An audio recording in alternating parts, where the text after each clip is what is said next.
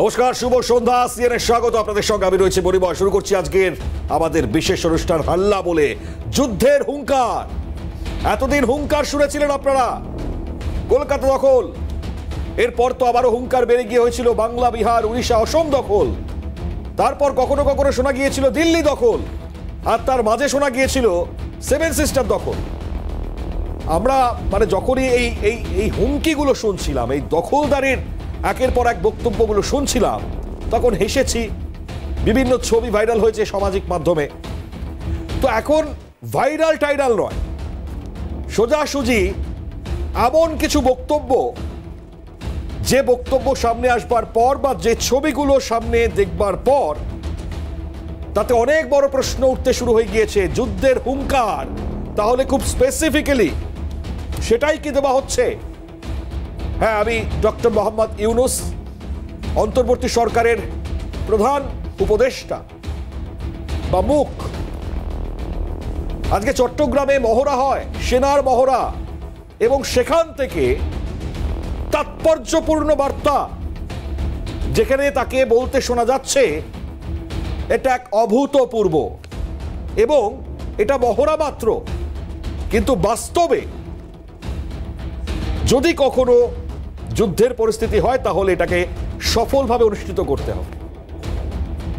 অর্থাৎ এই বক্তব্যের পর থেকে যুদ্ধান্দেহী রণংদেহী যে বিষয়বস্তু বারবার, যেটা নিয়ে আমরা বারংবার আলোচনা করেছি, আর সেটাই কি তাহলে প্রকৃতপক্ষে বলবার বা বোঝাবার সুস্পষ্ট প্রচেষ্টা করে দিলেন? চলুন এটা ছবিটা দেখাই, এই মহড়ার এর ছবিটা দেখাবো মহড়ার। এই দেখুন, চট্টগ্রামে চলছে সেনার মহড়া। বাংলাদেশ সেনা তার আজকে মহড়া অনুষ্ঠিত করলো, এবং সেখানে দেখুন যে ছবিগুলো আমরা দেখতে পাচ্ছি, এই দেখুন ট্যাঙ্ক নিয়ে ধুলো উড়িয়ে একেবারে যুদ্ধের যেরকম মহড়া, সেই মহড়া বা প্রস্তুতি সারার যে ছবি, সেই ছবি আমরা দেখতে পাচ্ছি। এই দেখুন বোমা, বারুদ, তার গন্ধ, অর্থাৎ এই যে ট্যাঙ্ক থেকে যে মিসাইল ফায়ার হচ্ছে, সেই ছবিগুলো দেখাচ্ছি আপনাদেরকে। অর্থাৎ এই যে ছবিটা আমরা দেখছি, এই ছবি থেকে তো খুব স্বাভাবিকভাবে আমাদের মধ্যে প্রশ্ন উঠছে, এই যে যদি যুদ্ধ, যদি যুদ্ধ, এই যে বারবার যদি যদি যদি, তাহলে পরে সেই যুদ্ধটা হবে কার সাথে, কার জন্য এই মহড়া, প্রস্তুতি সারার ছবিটাই বা কেন? এই প্রশ্নগুলো বড় প্রশ্নের জায়গা। তো মোহাম্মদ ইউনূস, তাকে আমরা দেখতে পাচ্ছি, মুহূর্তে দেখাই সেই ছবিটা, দেখতেই পাচ্ছেন আপনারা। তো এই মুহূর্তে সেনাবাহিনীর সঙ্গে বাংলাদেশের, সেখানে দাঁড়িয়ে তার করমর্দন করা, তার যে ভাব বাচ্চে বিনিময়, আদান প্রদান, সেটা সারা। তো এক এক করে সেই ছবিগুলো আমরা দেখতে পেলাম আজকে। তো ইনফ্যাক্ট আমি এই মুহূর্তে যে ছবিগুলো দেখাচ্ছি, তার থেকেও বড় বিষয়, তাহলে আরো বিদ্বেষের পাশাপাশি কি এবার যুদ্ধের প্রস্তুতি বাংলাদেশে এক বড় প্রশ্নের জায়গা জন্ম নিয়েছে। এবং একই সঙ্গে 55 ডিভিশন যুদ্ধের মহড়া, যেটা দেখাচ্ছিলাম আপনাদেরকে, এবং অত্যন্ত গুরুত্বপূর্ণ, এই মহড়া থেকেই বাস্তবের সৃষ্টি, বলছেন ডক্টর মোহাম্মদ ইউনূস। বাস্তবের সৃষ্টি, ভালো করে বুঝবেন। সেনাবাহিনীকে যুদ্ধের জন্য প্রস্তুত রাখার নির্দেশ দিয়েছেন তিনি। এবং শুধু এখানেই নয়, ইউনূসের বক্তব্যে সিনেমার যুদ্ধের কথা এলেও কি বললেন তিনি? তিনি বলছেন ৭১-এর যুদ্ধের কথা মুখে আনলেন না ইউনূস। যদিও এটা কিন্তু খুব ইম্পর্টেন্ট, ৭১-এর কথা না বলেও নতুন বাংলাদেশের ভারত বিদ্বেষ আর পাকিস্তান প্রেম, যেটা নিয়ে বারবার আমরা আপনাদের সামনে তুলে ধরবার চেষ্টা করেছি। যদিও এই জায়গা থেকে কথা বলতে গেলে সেই আরাকান আর্মির কথা মনে পড়ে যায়, অন্দরে এই যে পরিস্থিতি তৈরি হয়েছে, আর ওপাশে পাকিস্তান বললে তো আর কি বলবো আমরা। যাই হোক, তালিবান কথাটা মনে পড়ে যাচ্ছে, ইনফ্যাক্ট ছবিও আমরা দেখিয়েছি। তো এই মুহূর্তে দাঁড়িয়ে মোহাম্মদ ইউনূস কি বললেন আজকে, কেন আজকে খুব গুরুত্বপূর্ণ আলোচনা হতে চলেছে, এই বক্তব্যটা শুনিয়েই শুরু করবার চেষ্টা করবো। চলুন মোহাম্মদ ইউনূসের বক্তব্যটা শোনাবো। মহড়া দেখলাম, যুদ্ধের মহড়া, অত্যন্ত সুপরিকল্পিতভাবে এবং সুন্দরভাবে এটা আয়োজন করা এবং সেটা বাস্তবায়ন করার জন্য যারা এটাতে অংশগ্রহণ করেছে তাদের সবাইকে অভিনন্দন জানাচ্ছি। কত সুন্দরভাবে একটা যুদ্ধ পরিচালনা করা যায়, কত সাহসের সঙ্গে এগিয়ে যাওয়া যায়। যদিও এটা বাস্তব নয়, এটা মহড়া মাত্র। তো এই মহড়া থেকেই বাস্তবের সৃষ্টি, প্রস্তুতি। যাতে প্রকৃত যুদ্ধে আমরা সফলভাবে বিজয়ী হয়ে আসতে পারি। আমরা সিনেমার পর্দায় যুদ্ধ দেখি, সবসময় সম্মুখ যুদ্ধ দেখি, ইতিহাসের বহু বড় বড় যুদ্ধ সিনেমার পর্দায় দেখি। প্রথম মহাযুদ্ধ, দ্বিতীয় মহাযুদ্ধের একেবারে প্রকৃত ছবিগুলো দেখি, নানা ব্যাটল, কিভাবে ব্যাটলগুলো যুদ্ধে তারা শত্রুর সম্মুখীন হয়েছে, সেই দৃশ্য দেখি। অনেকগুলো আমাদের স্মৃতিতে অমর হয়ে থাকে, সারা পৃথিবীর স্মৃতিতে অমর হয়ে থাকে তাদের বীরত্বের জন্য, তাদের সাহসের জন্য।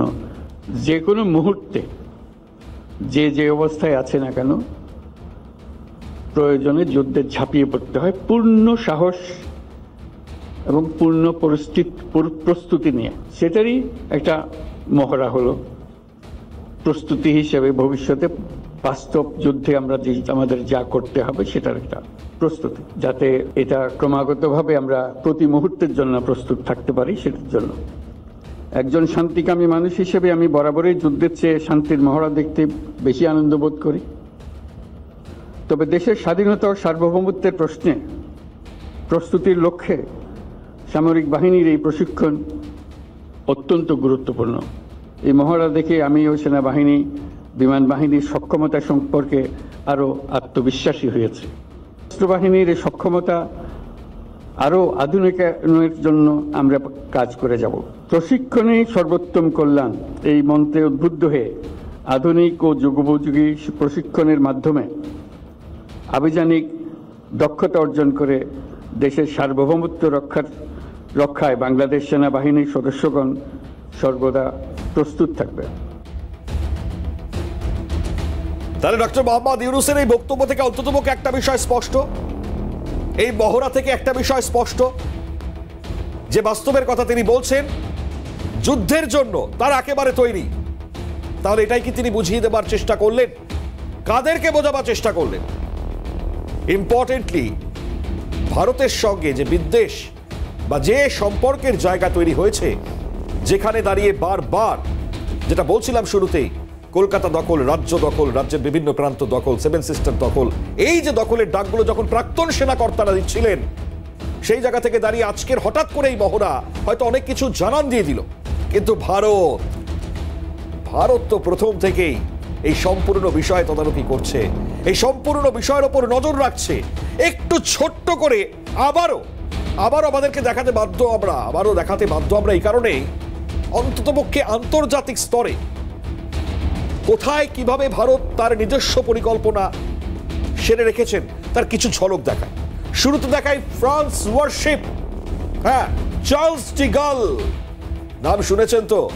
চার্লস ডি গাল জানিয়ে চর্চা প্রবল চলছে, এবং ফ্রান্সের এই রণতরী যেখানে দাঁড়িয়ে মহড়া ইতিমধ্যে সেরেছে, এবং আমি কিছু ছবি ইনফ্যাক্ট আপনাদের সামনে তুলে ধরবার চেষ্টা করব। তার মধ্যে খুব ইম্পর্টেন্টলি আগে তথ্যটা জানাবার চেষ্টা করি। ভারত ফ্রান্স যৌথ নৌ মহড়া, এবং এই মহড়াতে মহাসাগরে নৌসেনার যে মহড়া, ভারত মহাসাগরে সেই মহড়াতে যেটা ছবি ধরা পড়েছে, সেই ছবিটা মিশন ক্লিমেন্সেও 25-এর কর্মসূচি। মূলত এই জায়গায় ভারতীয় বন্দরে ফরাসি রণতরী চার্লস ডি গাল, সেই চার্লস ডি গাল সঙ্গে আসা এবং ভারত মহাসাগরের 42তম বার্ষিক বরুণ দ্বিপাক্ষিক মহারথ যে ভারতীয় যে নৌ কর্মসূচি, সেখানে কোচি এবং গোয়া বন্দরে এই মহড়া অনুষ্ঠিত হয়।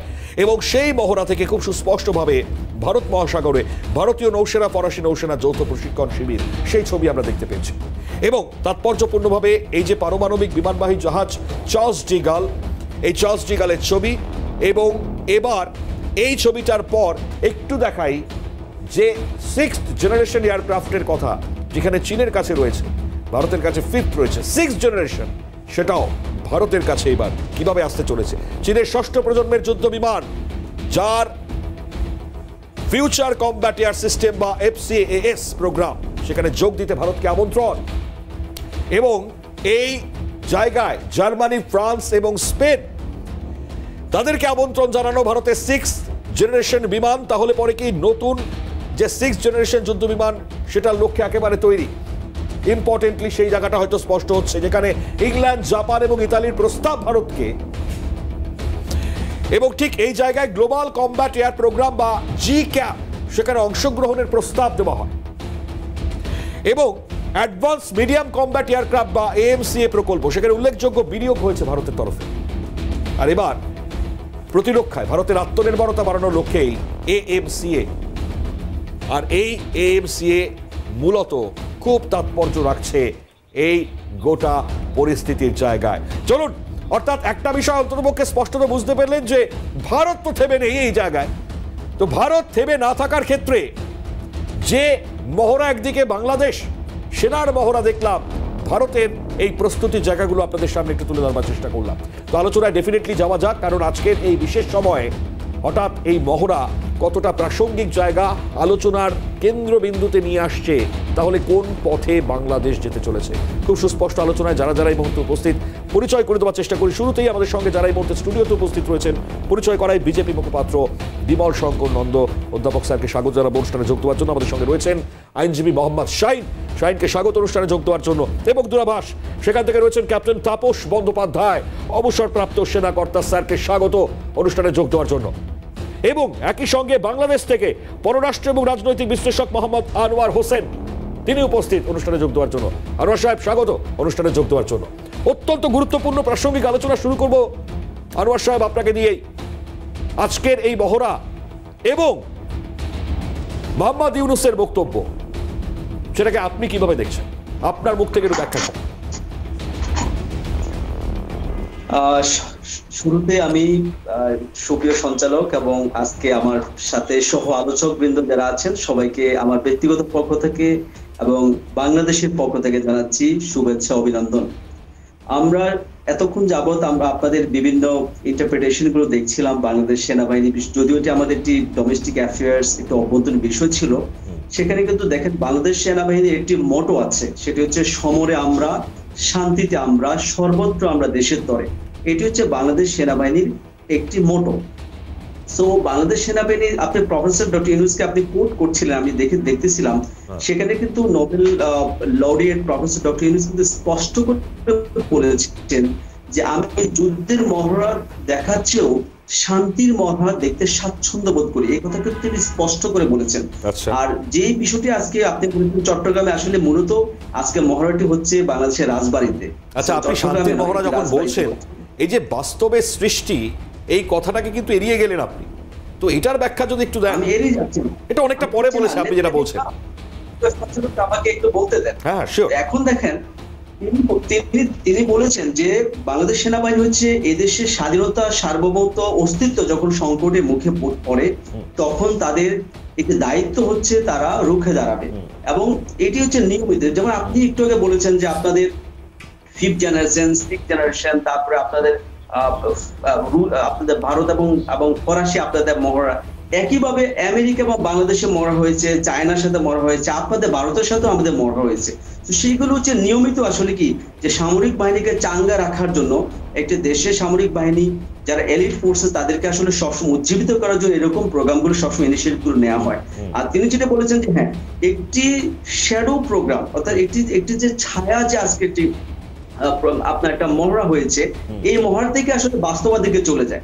আপনি দেখেন যে আমরা যখন যেমন খুশি তেমন সাজো প্রোগ্রাম করি, তার মানে আমার মনের ভিতরে এরকম কিছু হতে চায়। তো বাংলাদেশ সেনাবাহিনী সবসময় তো যেহেতু তারা দেশের তরে জীবন দেওয়ার জন্য তারা এখানে সংকল্পবদ্ধ, প্রতিশ্রুতিবদ্ধ, এই মানুষগুলোকে কিভাবে আধুনিক সমরাস্ত্র সহ বিমান বাহিনী, যৌথ বাহিনী কিভাবে একজন আরেকজনকে রক্ষা করবে, বিপদে কিভাবে একজনের জন্য পাশে দাঁড়াবে, কিভাবে শত্রু মোকাবেলা করবে, এরকম একটা মহড়া এখানে হয়েছে। এটি স্বাভাবিক, আমি এটাকে অত্যন্ত স্বাভাবিক হিসেবে দেখতে পাই। আচ্ছা, আপনি এই যে এতবার করে শান্তির কথা বলছেন, আমি একটু শান্তির প্রসঙ্গে আপনার কাছে আসি। আজকের এই মহড়া সম্বন্ধে আপনি অনেকগুলো ব্যাখ্যার খুব ইম্পর্টেন্ট জায়গা থেকে বলেছেন এবং শান্তিকে বারবার আপনি প্রতিষ্ঠিত করবার চেষ্টা করছেন। যে শান্তির ছবিটা আমরা দেখতে পাচ্ছি বারবার বাংলাদেশের অন্দরে, এই যে হিন্দুদের ওপর অত্যাচার বা যারা সংখ্যালঘু তাদের ওপর অত্যাচার, এই পরিস্থিতিগুলোর বদল নেই কেন? এগুলো তো আর শান্তির ছবি নয়, এগুলো তো অশান্তির ছবি। তো একটা দেশের মধ্যে মহড়া চলছে, বলছেন শান্তির প্রতিষ্ঠা করবার কথা বলছেন, অথচ অশান্তি কেন?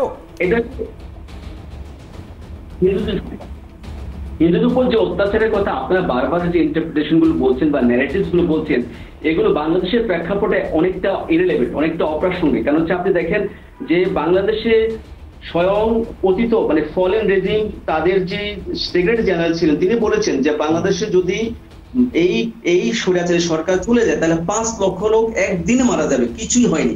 বাংলাদেশে বলা হয়েছিল এটা ন্যারেটিভ যে হিন্দুদের উপর অনেক বেশি আক্রমণ হবে, আসলে কিছুই হয়নি। এর আগে বরঞ্চ আওয়ামী লীগের সময় বাংলাদেশের সংখ্যালঘু নির্যাতন বেশি হয়েছিল। প্রফেসর ডক্টর ইউনূস তিনি কিন্তু শান্তিতে বিশ্বাসী এবং তিনি সারা বিশ্বে শান্তির যে বার্তা সেটি কিন্তু পৌঁছে দিচ্ছেন। এই কারণে তিনি বাংলাদেশের সংখ্যালঘুর উপর কোনো নির্যাতন হোক সেটি চায় না। আর ওভারঅল আমরা বাংলাদেশি মানুষরা আমরা কাউকে সংখ্যালঘু মনে করি না, সংখ্যা গৌর মনে করি, আমরা মনে করি আমরা বাংলাদেশি।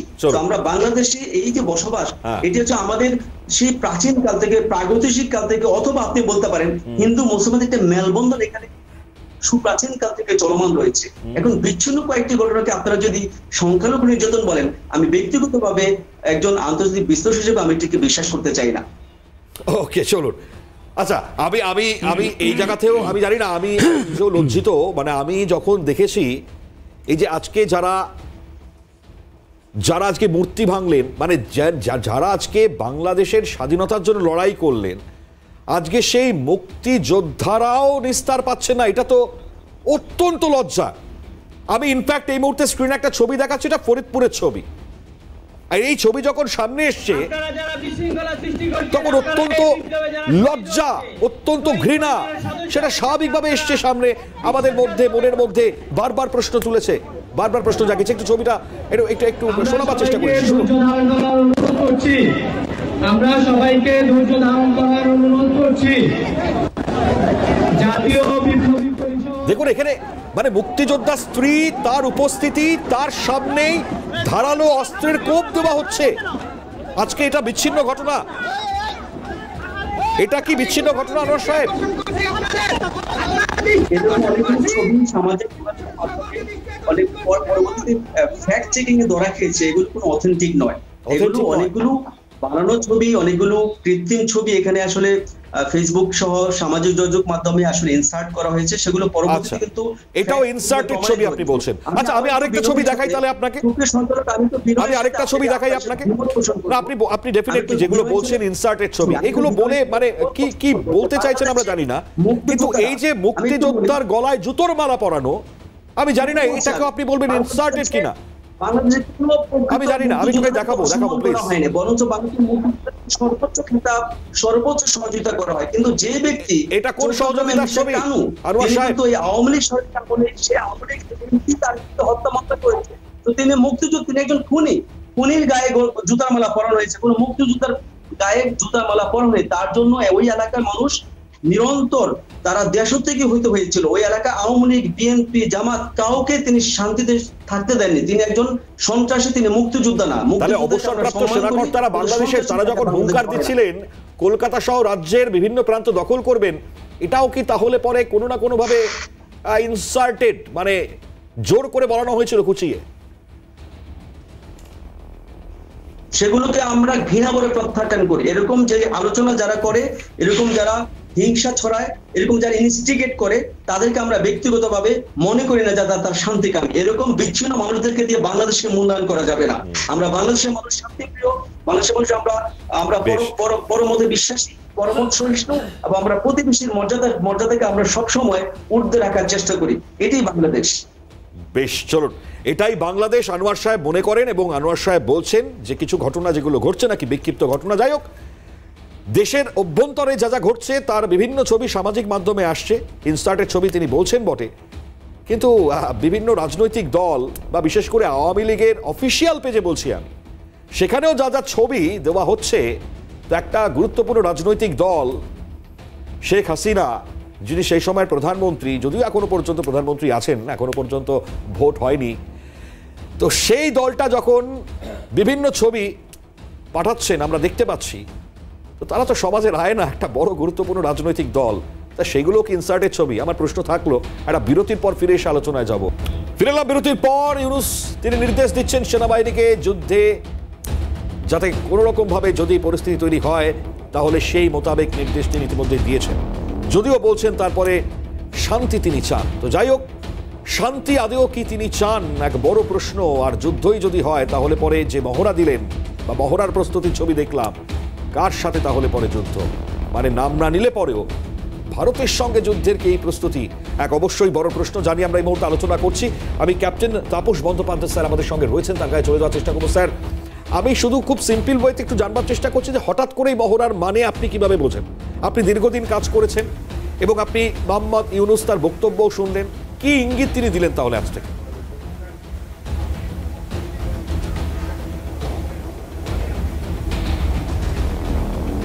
দেখুন, মোহাম্মদ ইউনূস আজকে যে কথাটা বলেছেন, এটা বাংলাদেশ আর্মির 55 ডের এক্সারসাইজ চলছিল খুব সম্ভবত। উনি ওখানে অতিথি হিসেবে গেছেন। উনি কি বলবেন? উনি তো বলবেন না যে তোমরা ঘুমিয়ে থাকো, উনি এটাই বলবেন তোমরা প্রস্তুত থাকো, তোমরা যে কোনো অবস্থার জন্য প্রস্তুত হও, এক্সটার্নাল যদি কোনো থ্রেট আসে সেগুলোকে মোকাবিলা করার জন্য তৈরি হও। কিন্তু আমরা যখন সেটাকে অ্যানালাইজ করব, আমাদের এটা ভাবা উচিত বা বোঝা উচিত যে what is the strength of Bangladesh army. Bangladesh 1,60,000 army, মানে আর্মি শুধু স্ট্রেংথ হচ্ছে 1,60,000। এছাড়া এয়ারফোর্স 8টা MiG-29 বিমান, এছাড়া কিছু J-7, বোধহয় 36-35টা J-7 চাইনিজদের দেওয়া J-7 বিমান আছে। এটা হচ্ছে মেন থ্রাস্ট বাংলাদেশ এয়ারফোর্স। নেভিতে 2টো মিং ক্লাস পুরনো দিনের সাবমেরিন আছে, 6টা কি 7টা ফ্রিগেট আছে। এবার তার সঙ্গে আমি যারা বলেন ভারত বাংলাদেশ, তাদের আমি জাস্ট চাইবো যে আর্ম ফোর্সেস যে স্ট্রেংথ বাংলাদেশ ভার্সেস ইন্ডিয়া, সেটাকে পাশাপাশি রেখে স্ট্রেংথটা ইভ্যালুয়েট করা উচিত। তার কারণ আমি দেখি বাংলাদেশ আর্মির কাছে আছে 320টার মতো ট্যাঙ্ক, যেখানে আমার এখানে প্রায় 6,000 ট্যাঙ্ক আছে। সুতরাং কম্প্যারিজনে আসে না। একটা ছোট্ট দেশ, ঠিক আছে, if they want to feel happy with বড় বড় কথা বলে, হুঙ্কার দিয়ে, বা এক্স সার্ভিসম্যানরা যেসব কথা রাস্তায় নেমে বলে বেড়াচ্ছেন যে আমরা 4 দিনে কলকাতা দখল করে নেব, সেই এক্স সার্ভিসম্যানরা যদি তারা 71-এর যুদ্ধে অংশগ্রহণ করে থাকেন, তাহলে তারা তো জানবেন যে সত্যিকারেই ভারতীয় সেনা, তাদের 12 দিন লেগেছিল গোটা পূর্ব পাকিস্তানকে দখল করে দেশটাকে স্বাধীন করে তাদের হাতে তুলে দিতে। স্যার, আমরা তো এইগুলো সম্বন্ধে জানি এবং ইনফ্যাক্ট আমরা মানে ভাবি যে একজন মানুষ যিনি এই মুহূর্তে উপদেষ্টার পদে রয়েছেন, যাকে প্রধান মুখ করে আনা হয়েছে, তার মুখ থেকে একবারও 71-এর মুক্তিযুদ্ধের প্রসঙ্গ উঠলো না। প্রথম বিশ্বযুদ্ধ, দ্বিতীয় বিশ্বযুদ্ধের কথা বললেন, আরো সিনেমার কথা বললেন, সেখানে যুদ্ধের কথা বললেন, অথচ 71-এর মুক্তিযুদ্ধের প্রসঙ্গই উত্থাপিত হলো না তার মুখ থেকে। কি, কেন?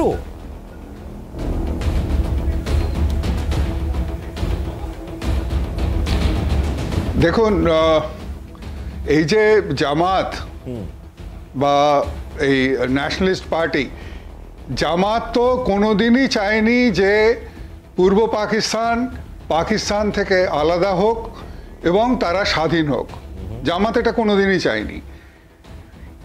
সুতরাং তারা তো এই গোটা ব্যাপারটাকে অপোজ করবেই। তারা 71-কে তো ঠিক মতো নিতে পারেনি।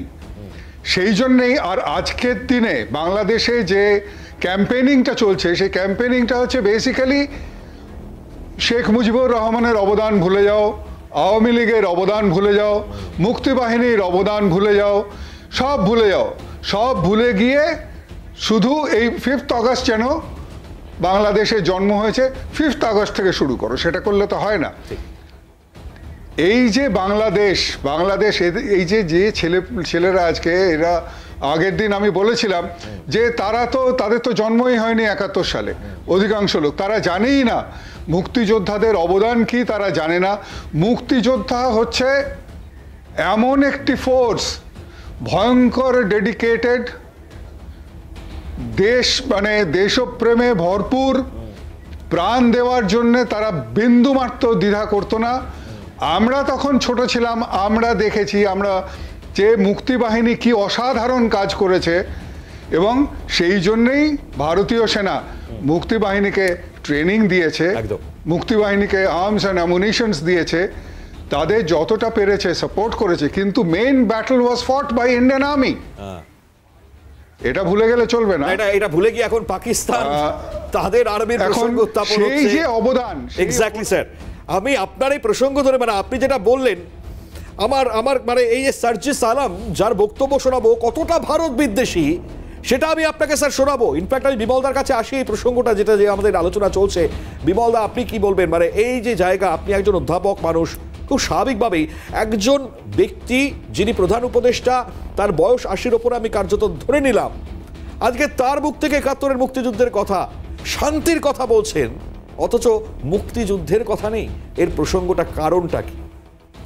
একটা কথা বলি, সেটা হচ্ছে বাংলাদেশ আর্মি যে মহড়া করেছে, সব দেশের আর্মি মহড়া করে থাকে, সেই মহড়া নিয়ে এতটা গুরুত্ব দেওয়ার কিছু নেই। প্রত্যেক দেশ তাদের সামরিক বাহিনীর মহড়াটা একটা রুটিন ম্যাটার। এটা রেটরিক করতে হয়, প্রত্যেক দেশ সেই কথাগুলো বলে। এটাকে আমি খুব বেশি গুরুত্ব কিন্তু দিচ্ছি না, তার কারণ আমি জানি বাংলাদেশ আর্মির স্ট্রেংথ কি, ইন্ডিয়ান আর্মির স্ট্রেংথ কি। আপনি কোনো কম্প্যারিজনেই দুটো দেশকে রাখতে পারবেন না, কারণ বাংলাদেশ আর্মি হচ্ছে 145টা দেশকে নিয়ে যে একটা গ্লোবাল পাওয়ার ইন্ডেক্স করা হয়, সেখানে বাংলাদেশ হচ্ছে 37th, ভারত হচ্ছে 4th। মানে 0 হচ্ছে পারফেক্ট, 0.0000কে পারফেক্ট ধরলে এখন বাংলাদেশ রয়েছে 5119। আর একটা দেশের কথা বলবো 5251, সেই দেশটা হচ্ছে মায়ানমার, সে 35th-এ রয়েছে। ন্যাচারালি এই দুটো দেশের সঙ্গে ভারতের মিলিটারি স্ট্রেংথের কোনো তুলনা হয় না, কারণ ভারতবর্ষ মানে যে কি বলবো, ট্যাঙ্ক থেকে শুরু করে সব কিছু এখন তৈরি করতে পারে। ভারতবর্ষ তেজস বিমান তৈরি করতে পারে, অত্যাধুনিক যুদ্ধ বিমান। তাই আমি বাংলাদেশের এই আর্মির যে মহড়া, এটা নিয়ে একেবারেই চিন্তিত নই। আমি মনে করি না এটাকে এত বেশি গুরুত্ব দেওয়ার কোনো প্রয়োজন আছে। কিন্তু আবার এটাও ঠিক যে বাংলাদেশের ভেতরে যে ঘটনাগুলো ঘটছে, যেভাবে সেখানে মানে কি বলবো, স্বাধীনতা বিরোধী শক্তিগুলো মাথা চাড়া দিয়ে উঠেছে, এবং সেখানে যেভাবে সংখ্যালঘুরা বিশেষত হিন্দুরা বারবার আক্রান্ত হয়েছে এবং হচ্ছে, সেখানে বিচার পাচ্ছে না, চিন্ময় কৃষ্ণ প্রভুর পক্ষে দাঁড়ালে মেরে হসপিটাল পাঠিয়ে দেওয়া হচ্ছে, এগুলোকে যদি আমি মানে কি বলবো বিশৃঙ্খলা না বলি, তাহলে কাকে বিশৃঙ্খলা? অর্থাৎ এগুলো দেয়ার ইজ নো অ্যাডমিনিস্ট্রেশন। আমরা ম্যাল অ্যাডমিনিস্ট্রেশনের কথা জানি, যেখানে অ্যাডমিনিস্ট্রেশন ঠিকঠাক কাজ করে না। বাংলাদেশে almost there is no administration, কারণ সেখানে জাজেদের বাড়ি গিয়ে পিটিয়ে তাদের পদত্যাগ করানো হয়, বিশ্ববিদ্যালয় কলেজের অধ্যাপকদের মেরে ধরে বলো এক্ষুনি পদত্যাগ করানো হয়, স্কুল টিচারদের মেরে ভাগিয়ে দেওয়া হয়। এবং ভারতের সংসদে ভারতের পররাষ্ট্র দপ্তরের রাষ্ট্রমন্ত্রী অতি সম্প্রতি যে বিবৃতি দিয়েছেন, বাংলাদেশে আগস্টের পরে সেপ্টেম্বর অবধি সেখানে 2200 ঘটনা ঘটেছে, 2200, এবং এগুলো খুব চিন্তার বিষয়। আমার কাছে এটা চিন্তার বিষয়। আমার কাছে দ্বিতীয় যেটা চিন্তার বিষয়, সেটা হচ্ছে বাংলাদেশে শুধু হিন্দুদের ওপর আক্রমণ হচ্ছে না। আমি কিন্তু বাংলাদেশের রাজনীতিকে গভীরভাবে স্টাডি করে চলেছি। সেখানে যারা স্বাধীনতাপন্থী এবং যারা লিবারেল মুসলিম, তারাও কিন্তু আক্রান্ত হচ্ছে। গতকাল একজনকে মেরে তার পা ভেঙে দেওয়া হয়েছে, গতকালই একজনকে মেরে পা ভেঙে তাকে হসপিটাল পাঠিয়ে দেওয়া হয়েছে, কারণ সে প্রতিবাদে অংশ নিয়েছিল।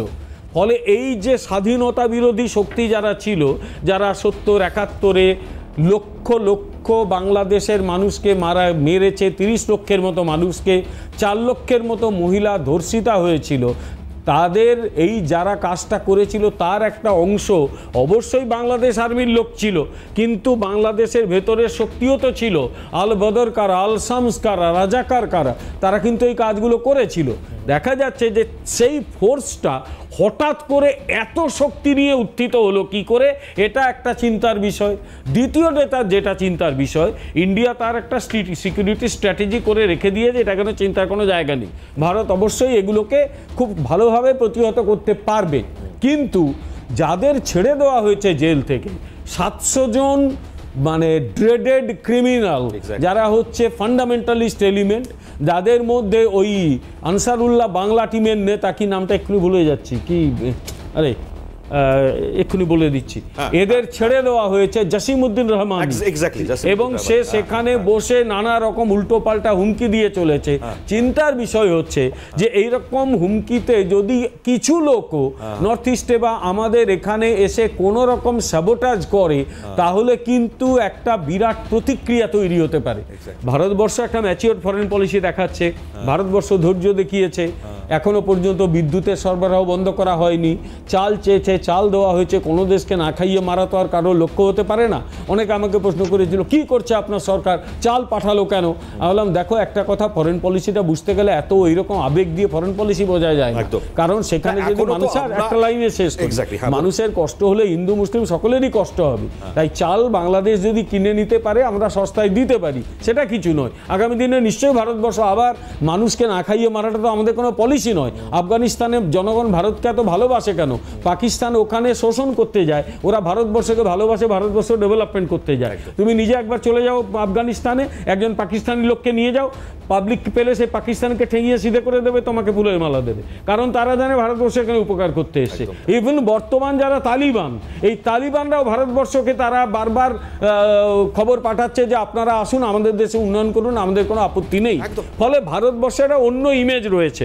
কিন্তু এই মুহূর্তে যেটা বাংলাদেশে চলেছে, প্রশাসন নেই, কিচ্ছু নেই, এবং এই মোহাম্মদ ইউনূসের মতো সাহসটা কোথা থেকে আসছে বাংলাদেশে? তার কারণ হচ্ছে, আমি আবার বলছি, মোহাম্মদ ইউনূসের মতো একদম অপদার্থ একটা লোকের হাতে প্রশাসন চলে গেছে, যেটা বাংলাদেশের আগামী দিনে পেছোতে পেছোতে ঠিক কোথায় নিয়ে যাবে চিন্তার বিষয়।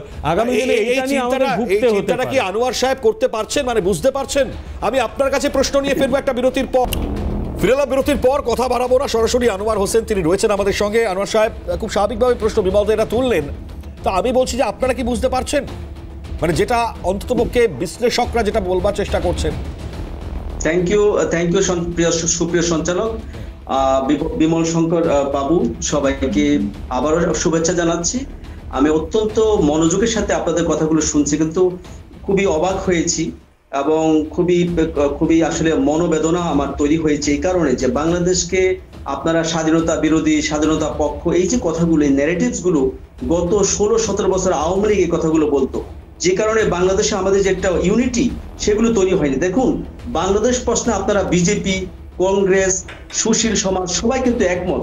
আজকে দেখেন আমরা ভারত প্রশ্নে কিন্তু আমরা একমত হতে পারি, কারণ হচ্ছে আপনারা আমাদের জাতিটাকে দুভাগ করে দিয়েছেন। এবং দেখুন, বাংলাদেশের সংখ্যালঘু কোনো নির্যাতন হচ্ছে না, বাংলাদেশের সংখ্যাগুরু নির্যাতন হচ্ছে। আপনারা দেখেন যে যার ব্যাপারে যেই হিন্দু ভদ্রলোকের ব্যাপারে আপনারা বলছেন, যার নামে আজকে আইনজীবী পাওয়া যাচ্ছে না, এই কথাগুলো আসলে কি একটি মানে সত্যের অপলাপ আমি মনে করতে চাই এবং মনে করে দিতে চাই। বাংলাদেশে এই যে বঙ্গবন্ধুর মূর্তি ভাঙাটাকে কি বলবে আইনজীবী, সরকার আমাকে একটু বলতে দেন, সরকারের একজন আইনজীবী, তাকে প্রকাশ্য দিবালোকে পিটিয়ে হত্যা নিশ্চিত করা হয়েছে। তিনি কিন্তু সংখ্যালঘু ছিলেন না। সুতরাং আমরা মনে করে দিতে চাই যে বাংলাদেশে আপনারা যদি বলেন যে হ্যাঁ এখন এক্সট্রিমিস্ট আছে, মিলিটেন্টস আছে, এই জাতীয় কথাগুলো বলে বাংলাদেশ কিন্তু অনেক দূরে ঠেলে দিয়েছেন আপনারা। আমাদের দেশের মানুষকে আপনারা এটুকু বলেছেন যে কুকড মিলিটেন্সি, অর্থাৎ এখানে এমন কিছু তকমা, এমন কিছু ন্যারেটিভস গুলো তৈরি করা হয়েছে যে হ্যাঁ এখানে জঙ্গি, এদেরকে ধরে এদেরকে মেরে ফেলার একবার আইনত সিদ্ধ ছিল। আমাদের দেশে গুম হয়, আমরা খুবই অবাক হই যে আমাদের দেশে যে মাওলানা দেলোয়ার হোসেন সাঈদীর মামলায় একজন হিন্দু তিনি নিজে সাক্ষী দিতে এসেছেন, সেই হিন্দুকে পাওয়া গেল ইন্ডিয়াতে। বাংলাদেশের বিএনপির একজন শীর্ষস্থানীয় নেতা জনাব সালাউদ্দিন, তাকে গুম করা হয়েছে, তাকে পাওয়া গেল ইন্ডিয়াতে। তাহলে আমরা মনে করতে চাই গত 16-17 বছর বাংলাদেশে যা হয়েছে তা ছিল ভারতীয় আধিপত্যবাদ। এই জন্য আধিপত্যবাদের বিরুদ্ধে মানুষের আজকে রুখে দাঁড়িয়েছে। এটি কোনো দল মত নির্বিশেষে, কোনো রাজাকারের দেশে নেই, স্বাধীনতা বিদ্রোহী নেই। আমরা সবাই বাংলাদেশকে আমরা ভালোবাসি এবং বাংলাদেশকে আমরা বৈশ্বিক উচ্চতা আমরা নিতে দিতে চাই। সেজন্য আজকে আমাদের যে আপনারা যে নোবেল লরিটকে সম্মান করতে জানেন না, আমরা জানি। আপনারা অর্থনীতিবিদ অমর্ত্য সেনকে আপনারা তার ঘর থেকে বিতাড়িত করেছেন, বসতভিটা থেকে, কিন্তু আমরা প্রফেসর ডক্টর ইউনূসকে আমাদের দেশের রাষ্ট্র ক্ষমতা বসিয়েছি। আমরা জানি তিনি কেন আজকে ভারতের মনোবেদনা আমরা জানি। আপনার দেশের লেখিকাকে বার করে দিলেন কেন? তাসলিমা নাসরিন পতিত হয়েছিল, নামটা চিনতে পেরেছেন? আপনারা আশ্রয় দিচ্ছেন, তখন আপনারা মনে করেছিলেন বাংলাদেশ সরকার ভারতের কাছে হয়তো সাহায্য চাবে, ফাইন্যান্সিয়াল কোঅপারেশন। এতটা আমরা মনে করি না বাংলাদেশের প্রতি এরকম ধরনের মানসিকতা আমরা পোষণ করি বলে। বিমলদা কিছু অ্যাড করবেন বোধহয়। শুনুন আনোয়ার সাহেব একটু বলে নিন, একটু শুনুন। সেটা হচ্ছে আপনার কথা আমি শুনলাম মনোযোগ দিয়ে, একটু শুনুন। আমি বিনয়ের সাথে আমিও বিনয়ের সঙ্গেই বলছি, একটু শুনুন না প্লিজ। আমি জাস্ট একটু শুনুন, বিমলদা কিছু বলবেন আপনাকে, আপনি শুনে নিন। আপনার কথা আমি একদম মনোযোগ দিয়ে শুনলাম। একটা লাইন, আমরা আপনার দেশকে দুভাগ করেছি। আপনার দেশটা কি বসে বসে দেখছিল? মানে আপনার দেশটা এত দুর্বল যে আমরা বাইরে থেকে আপনার দেশকে দুভাগ করে দিলাম। মানে তাহলে আপনার দেশের শেষ করি, আপনার দেশের জাতীয়তাবাদের ভিত্তিতে আপনার দেশ স্বাধীন হয়েছিল, সেই জাতীয়তাবাদের পূর্ণতা প্রাপ্তি হয়নি। আমরা গঠনমূলক আলোচনা করছি, ভালো করে এটা ভাবতে বলবো। এক, দ্বিতীয় কথা, যে বঙ্গবন্ধু শেখ মুজিবুর রহমানের নেতৃত্বে বাংলাদেশ স্বাধীন হয়েছিল, 75 সালে তাকে কে মেরেছিল? আর্মি লোকই তো মেরেছিল, সবংশে মেরে দিয়েছিল। শুধু দুজন বাইরে ছিল বলে বেঁচে গেল। শুধু সেই দিন, তারপরে কদিনে কটা মিলিটারি কুপ হয়েছে আপনি যদি জানতে চান, একদিন 1 to 1 এই চ্যানেলেই না হয় বসি, আপনাকে তথ্য দেবো। এ নিয়ে আমি কিছু লেখালেখি করি। কতবার মিলিটারি কুপ হয়েছে একটা দেশে 3 মাসে, এটা পৃথিবীর কোনো দেশে হয়নি। আর একটা উদাহরণ দেবো, 2009 সালে পিলখানাতে কী হয়েছিল আপনি জানেন? সেটাও ভারত করেছিল। পিলখানাতে বিডিআর এবং বাংলাদেশ আর্মির মধ্যে খুনোখুনিতে কতজন আর্মি অফিসার মারা গেছিল এবং কিভাবে মারা গেছিল সেটাও আপনি জানেন। আসলে একটা জিনিস আপনারা চেপে যান, যে বাংলাদেশের রাজনীতি বেসিক্যালি একটা হিংস্র রাজনীতি, হিংসার আশ্রয় নেওয়া হয়। আপনারা কেউই সেটাকে দূর করতে ব্যর্থ হয়েছেন। এই যে ব্যর্থতাটা কিন্তু আপনাদের কুরে কুরে খাচ্ছে। সমস্যা হচ্ছে যে আজকে সংখ্যালঘু হিন্দুদের খ্রিস্টানদের মারছেন, দুদিন পরে নিজেদেরই খুনোখুনি হবে। ঢাকাতে সাতপন্থীর সঙ্গে অন্যপন্থীর প্রকাশ্য খুনোখুনির যে ভিডিও, সেটা গোটা দুনিয়া দেখেছে। ওটা আমরা কি করবো বলুন তো? আপনারা যদি নিজেরা খুনোখুনি করেন, নিজেরা নিজেদের তৈরি করতে না পারেন শক্তিশালী দেশ হিসেবে, শুধু ভারতকে আঙুল তুলে লাভ হবে কিছু? আমার মনে হচ্ছে নিজের দিকে তাকানো ভালো। ঠিক বিমলদা, ওই উত্তরটা দিন। হ্যাঁ আনোয়ার সাহেব বলুন। আমি বিজেপি মুখপাত্র ভাইয়ের আমি প্রত্যেকটা প্রশ্ন শুনেছি, ওনার ডিকটেশন গুলো আমি শুনেছি। কিন্তু আমরা যেহেতু বাংলাদেশে বসবাস করি, এই বাংলাদেশের মাটি মানুষে আমরা বেড়ে উঠেছি, এখানে কি হয় আমরা অবশ্যই ওনার কাছ থেকে একটু বেশি অবশ্যই জানি। হয়তো আগের কি ছিল সেটা আমরা উইটনেস ছিলাম না, কিন্তু আমরা বাংলাদেশে 24 প্রজন্ম, বিশেষ করে 21 শতাব্দীর পরে যে বিষয়গুলো, সেগুলো নিয়ে আমরা ওয়াকিবহাল। আপনি বলছিলেন যে মুজিবকে হত্যা করেছে, মুজিবকে কোনো সেনাবাহিনীর লোক হত্যা করে, মুজিবকে তার ক্যাবিনেটের মন্ত্রিসভার সদস্যরা, তার আওয়ামী লীগের পদধারী লোকেরা হত্যা করেছে।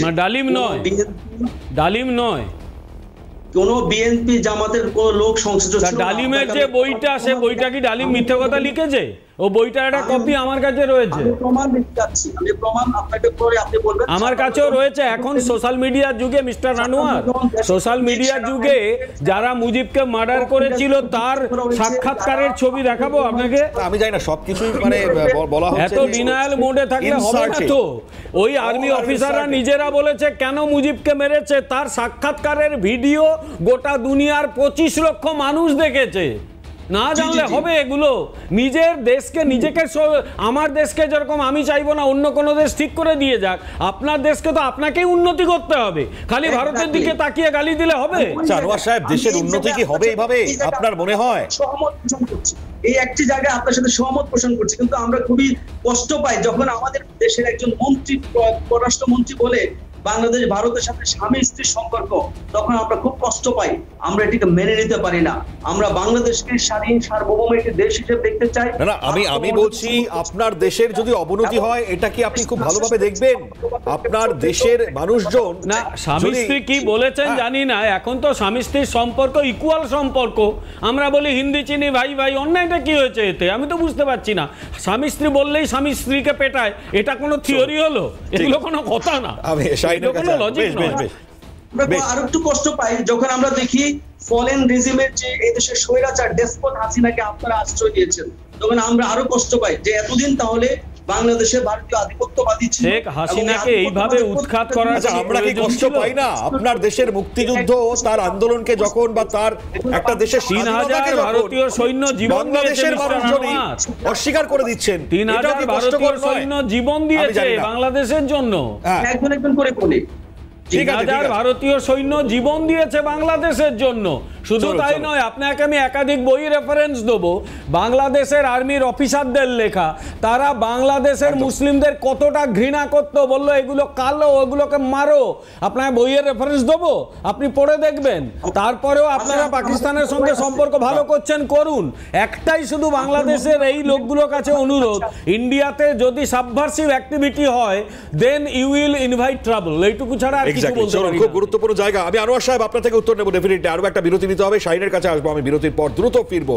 তবে এই যে পাকিস্তানের যে চাল, যেটা বারবার প্রত্যেকে বলছেন, বাংলাদেশের ঘাড়ে বন্দুক রেখে বাজিমাত করবার প্রয়াস, আর মাঝে পড়ে গিয়েছে বাংলাদেশ, না বুঝতে পেরে যেরকম খুশি সেরকম ভাবে তারা তাদের বিভিন্ন পরিবেশ বা পরিস্থিতি তারা বিভিন্ন উপায়ে দেখাচ্ছেন, তাতে আখেরে ক্ষতিটা কার? অবশ্যই আলোচনা।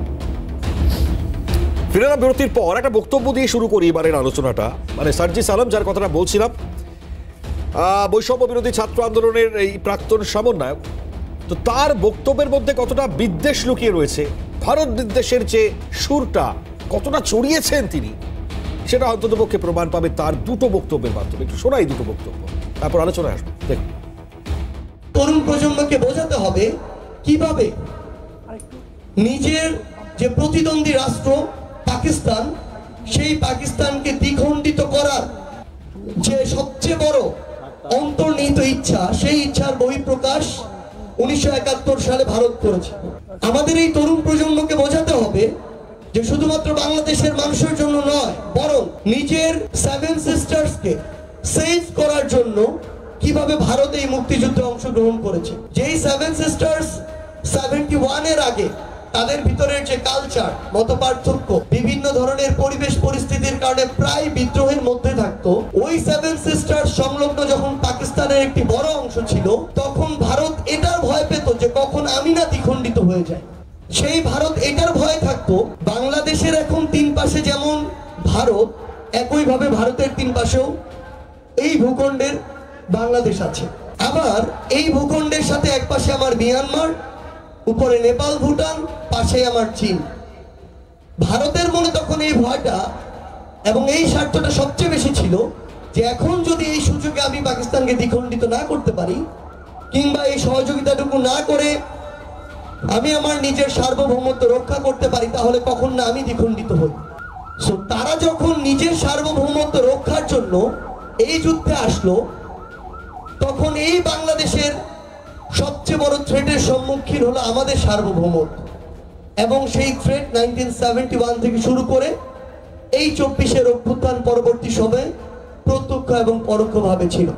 এগুলোতে নিজের যে ক্ষমতা, সেটি টিকিয়ে রাখার জন্য ভারত কিভাবে এখানে অংশগ্রহণ করেছে, এবং সেটি সেই স্বার্থগুলো না থাকলে ভারত যে এই মুক্তিযুদ্ধে অংশগ্রহণ করতো না, এগুলো আমাদের তরুণ প্রজন্মের সামনে তুলে ধরতে হবে।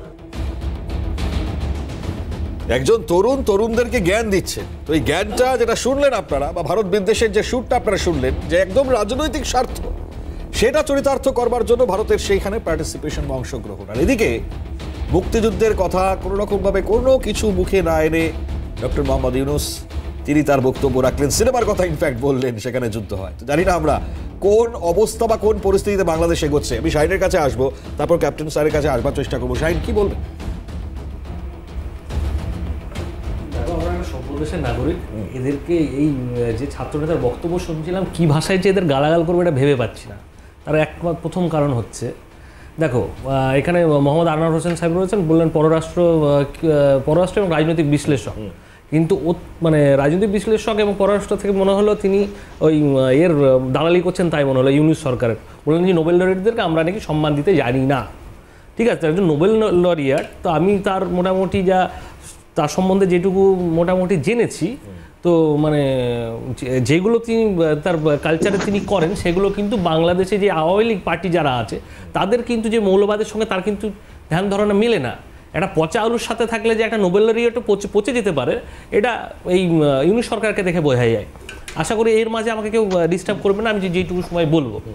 তো প্রথম কথা হচ্ছে এই ছাত্রনেতার যেটা বক্তব্য শুনছিলাম, তিনি বললেন যে ভারত একে মানে পাকিস্তান থেকে একে বাংলাদেশকে আলাদা করতে চেয়েছে, 7 সিস্টার, এই তত্ত্বটা দিলে, এই তত্ত্বটা যে ও কোথা থেকে পেয়েছে, এগুলো গণ্ডমূর্খ না হলে এগুলো বলা যায় না। আমরা দেখেছি ভাষা শহীদ, ভাষা শহীদের মধ্যে আমাদের মুর্শিদাবাদের একজন ছিল, বর্তমান সালারের বাড়ি, যে 5 জন শহীদ হয়েছিল আন্তর্জাতিক ভাষা দিবস যে ইয়েতে পালন হয়। তো আজকে তো পাকিস্তানের সঙ্গে বাংলাদেশ অনেকটা ভাষার কারণে তারা আলাদা হয়েছে। তো সেই সময় সব থেকে বেশি যেটা সাহায্য পেয়েছিল সেই ভারতের কাছ থেকে পেয়েছিল, সেইটাকে এই সমস্ত ছাত্র নেতারা অস্বীকার করছে। এখন হয়তো বোধহয় আপনার ওই পররাষ্ট্র বিশ্লেষক কি পালাচ্ছে মনে হলো। তো ব্যাপারটা হচ্ছে বিমল স্যার এর আগে অনেক কিছু বলে দিয়ে গেছেন যে কি স্ট্রেংথ আছে না আছে, আমি ওইসব নিয়ে কথা বলতেই যাবো না। বাংলাদেশকে না আমরা ক্রিকেটে ভাবি, না মানে যুদ্ধে ভাবি, না কোনো কিছুতে ভাবি, এরা প্রায় 100 পরেও আছে। মানে এদের ওই দেখবেন না রাস্তার মানে কুকুরগুলো অনেক সময় ঘেউ ঘেউ করে, এদের অবস্থা অনেকটা ওরকম টাইপের মতো। আমি এত খারাপ ভাষা বলতে বাধ্য হচ্ছি, তার কারণ হচ্ছে এই যে ছাত্রনেতার বক্তব্য।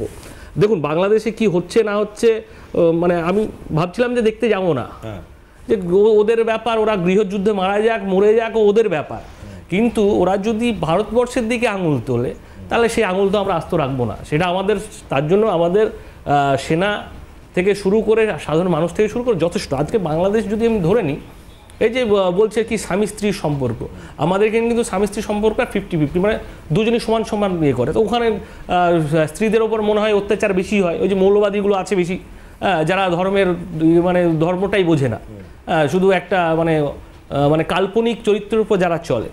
তো আজকে দেখুন, যদি আপনি আজকে চলে যান এসএস স্কিমে চলে যান, কলকাতার নিউ মার্কেটের পেছন দিকটায় চলে যান, বাংলাদেশি লোকেরা মানে ট্রিটমেন্টের জন্য এখানে ম্যাক্সিমাম লোক এখানে পড়ে আছে। তো আমরা জানি যে বাংলাদেশ কতটা কি। আজকে যদি ভারতবর্ষ না থাকে, পশ্চিমবাংলার কথাই ধরুন, ভারতবর্ষ আমি বাদ দিলাম, ওটা তো মানে বড় ব্যাপার হয়ে গেল।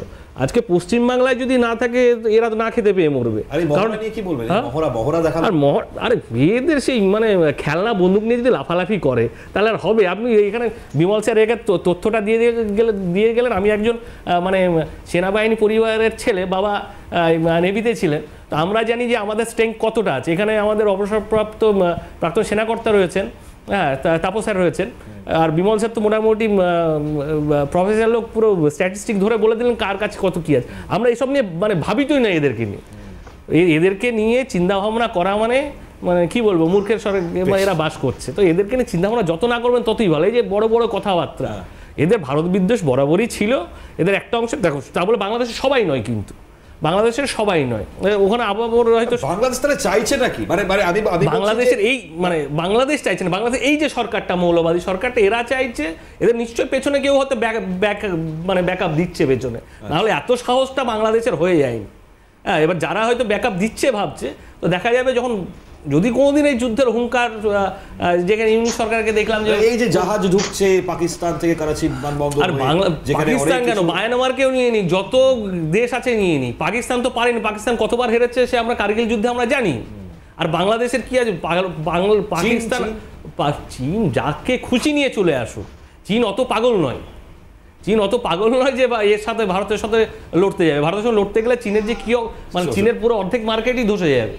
এক্স্যাক্টলি, খুব গুরুত্বপূর্ণ জায়গা। আমি ক্যাপ্টেন স্যার রয়েছেন, ক্যাপ্টেন তাপস বন্দ্যোপাধ্যায়, তার কাছেও আসবো। তার আগে একটা দ্রুত আবারও বিরতি নিতে হচ্ছে, কারণ প্রসঙ্গের জায়গা খুব গুরুত্বপূর্ণ। আর এক এক করে যে মন্তব্যগুলো আসছে, ভারত বিদ্বেষের যে এক এক করে বক্তব্যগুলো আসছে, তাতে স্বাভাবিকভাবে মন্তব্য আসা স্বাভাবিক। আর দ্রুত বিরতির পর ফিরছি, সঙ্গে থাকবে। ফিরেলা বিরতির পর আবারও সময় নষ্ট করবো না, সরাসরি চলে যাব ক্যাপ্টেন তাপস বন্দ্যোপাধ্যায়, অবসরপ্রাপ্ত সেনাকর্তা স্যার রয়েছেন আমাদের সঙ্গে। আমি ক্যাপ্টেন স্যারের কাছে এই বিষয়টাই জানবার চেষ্টা করবো। স্যার কি বলবেন, এই যে সার্জি সালাম বলছেন যে রাজনৈতিক স্বার্থ না থাকলে মুক্তিযুদ্ধে অংশ নিত না ভারত, কখনো ভারত না দ্বিখণ্ডিত হয়ে যায়, এই যে বক্তব্যগুলো একজন তরুণ, সে তরুণদের বোঝাচ্ছে, এই ধরনের মন্তব্য রাখছে। ইউনূস সরকারের একজন সমন্বয়ক, কতটা ভয়ঙ্কর বার্তা যাচ্ছে, কি বলবেন?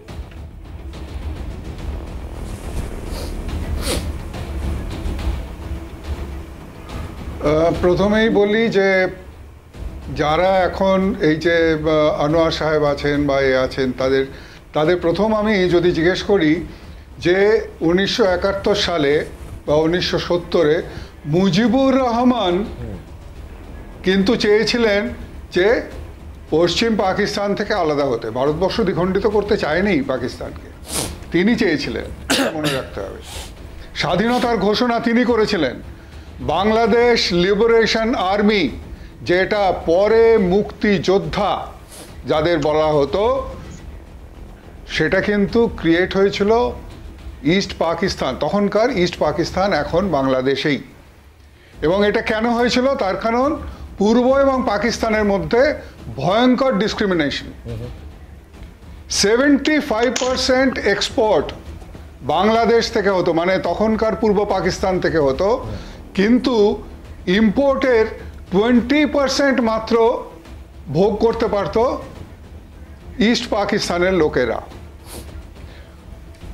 ওয়েস্ট পাকিস্তান 40% পপুলেশন নিয়ে 70% তারা ডেভেলপমেন্ট ফান্ড পেত, বাকি 30% পেত এই ইস্ট পাকিস্তান। এই যে ভয়ঙ্কর ডিসক্রিমিনেশন, বিভিন্ন গভর্নমেন্ট সেক্টরে, আর্মিতে 95% এবং সিভিল সার্ভিসে অলমোস্ট 85% লোক ছিল পশ্চিম পাকিস্তানের। পূর্ব পাকিস্তানের ছাত্রদের বা লোকেদের সেখানে কোনো জায়গা ছিল না।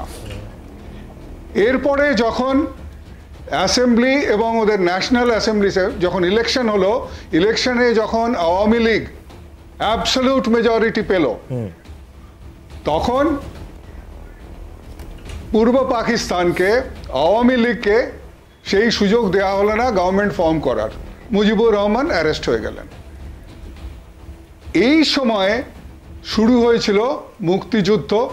আর মনে রাখতে হবে, মার্চ মাসে 1971 25শে মার্চ রাত্রিবেলায় যখন এই খান সেনারা ঝাঁপিয়ে পড়লো গোটা বাংলাদেশের ওপরে, গোটা পূর্ব পাকিস্তানের ওপরে, তদানীন্তন পূর্ব পাকিস্তান, কি ভয়ঙ্কর অত্যাচার তারা করেছে সেটা আমরা জানি।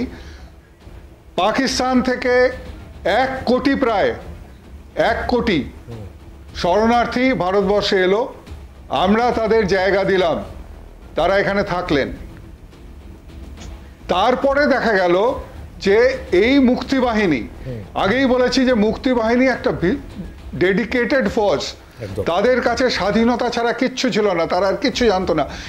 এরা খুব সাধারণ মানুষ, এরা গ্রামের মানুষ, অধিকাংশই গ্রাম্য, কিন্তু তারা চেয়েছিল স্বাধীনতা। এই স্বাধীনতা কিন্তু তারা চেয়েছিল, ভারতবর্ষ চায়নি যে পাকিস্তানকে দ্বিখণ্ডিত করতে। এটা উনি কোথা থেকে পেয়েছেন আমি জানি না, যে বলেছে। আনোয়ার সাহেব তাহলে কি ভুলে যাচ্ছেন স্যার? যখন যুদ্ধ শেষ হয়ে গেল, 93,000 সৈন্য, 93,000 সৈন্য ভারতীয় সেনার কাছে যখন সারেন্ডার করলো, আমরা তাদের কিন্তু পিডব্লিউর পুরো মর্যাদা দিয়েছিলাম। আমরা তখন বলতেই পারতাম যে আমরা বাংলাদেশ, মানে তখন তো Bangladesh 16th December 1971 Bangladesh has already been created. সেই দিন ভারতবর্ষ বলতেই পারতো যে আমরা আওয়ামী লীগের হাতে ক্ষমতা ছাড়বো না, আমাদের রইল। তা তো বলিনি। তার কারণ আমাদের রাজনৈতিক উদ্দেশ্য ছিল না, উদ্দেশ্য ছিল একটাই, স্বাধীনতাকামী একটা দেশের মানুষকে সাহায্য করা, এবং তারা যদি চায়। স্যার, আপনার এই বক্তব্য থেকে সুস্পষ্ট এই যে সার্জি সালামের মতো নেতারা, তারা ভুল বার্তা দিচ্ছে, এবং তারা এই জায়গায় এমন কিছু বার্তা দিয়ে সেই তরুণ প্রজন্মকে একদম তাদের ভুল বার্তা দিচ্ছে, তারা ভুল বোঝাচ্ছে। একদম খুব গুরুত্বপূর্ণ। আমি খুব স্বাভাবিকভাবে এই জায়গা থেকে আনোয়ার সাহেব, আমি আসছি আনোয়ার সাহেবের থেকে একটু বক্তব্য নিয়ে নিই, বলুন। জি জি, আমি সঞ্চালক এবং ইতিপূর্বে যিনি আলোচনা করেছেন তার প্রতি অত্যন্ত শ্রদ্ধা এবং বিনয়ের সাথে বলছি। তার অনেকগুলো তথ্য, ফ্যাক্ট অনেক চমৎকার, এই জন্য ওনাকে ধন্যবাদ। কিন্তু আমার ইতিপূর্বে যিনি আইনজীবী মোহাম্মদ শাহিন যে বক্তব্য দিয়েছেন, তার বক্তব্য অনেক বেশি কুরুচিপূর্ণ ছিল, অনেক বেশি আপেক্ষিক ছিল এবং অনেক বেশি হাইপোথেটিক্যাল ছিল। একজন আইনজীবী হয়ে তিনি এরকম বিশুদ্ধকার করতে পারেন না। তিনি বলেছেন কলকাতা এখনো বাঙালি হইতে করে, আসলে এটা হচ্ছে সত্যের অপলাপ। আপনাদের যে মলম বিক্রেতা ময়ূর, তার বাড়ির সামনে বলা হচ্ছে আজকে কৃষকরা কিন্তু আন্দোলন করছে। আজকে আপনাদের হোটেল ইন্ডাস্ট্রি, আজকে আপনাদের যে হসপিটাল ইন্ডাস্ট্রি, আপনাদেরকে লাগবে না, আপনাদের লাগবে না, এই দেশে লাগবে না। আমাদের ইন্ডাস্ট্রি আপনাদের চিন্তা করতে হবে না, আপনাদের লাগবে না। আপনার এত ভারত বিদ্বেষ আসতে হবে না এখানে, আসতে আমাদের কোনো ইন্ডাস্ট্রি আপনাদের বাংলাদেশের দরকার নেই। না না, আপনার দরকার নেই। আমি এখান থেকে চেয়ার থেকে উঠেছি, আপনি বলছেন আমি পালিয়ে গেছি। বাংলাদেশের পালিয়ে যাওয়ার ইতিহাসে রাজা লক্ষণ সেন, তাও আপনারা না না না না, যে লক্ষণ সেনের যার কথা বলছে সেই সময় ছিল, সেই সময় না না, আপনি আবার ভুল করে যাচ্ছেন। এই যে ইতিহাসগুলো আপনি একটু ভুল করেছেন, ইতিহাস 71 ইতিহাস আপনি একটু ভুল পড়েছেন, কিংবা ইতিহাস হয়তো পড়েননি আপনি। আপনি আপনাদের ইউনিট সরকারের মতোই মিথ্যাবাদী। আমরা প্রচার করি না না, আপনি আপনার ইউনিট সরকারের মতোই মিথ্যাবাদী, কিংবা হয়তো লোককে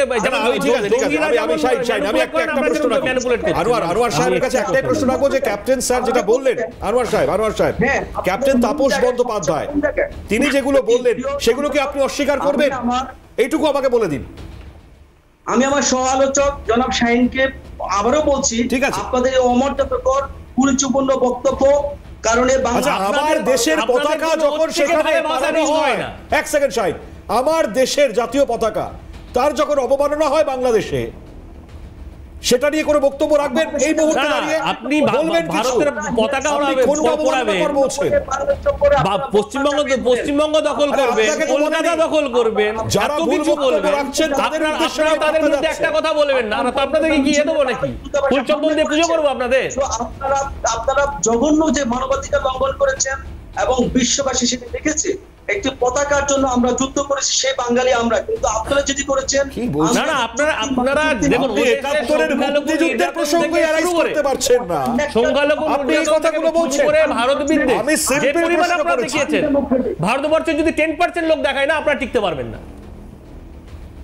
না না, এই তো আপনারা দেখেন যে ভাষায় কথা বলেন। না না, আপনি কোন না না, আপনার দেশের প্রধানমন্ত্রী কোন ভাষায় কথা বলছে? আমাদের দেশের প্রধানমন্ত্রী কোন ভাষায় কথা বলছে? কেন ওরা 84 বছর বয়স, আমি যদি দেখি তাহলে আপনি না হয় আপনার বয়স দেখে কম মনে হচ্ছে, আপনি 71 দেখেননি, তা আপনার লোক তো 84 দেখেছে, তাহলে এই মিথ্যা কথা বলছেন কেন? একজন নোবেল লরিয়েট, আর আপনি তাকে সাপোর্ট করছেন।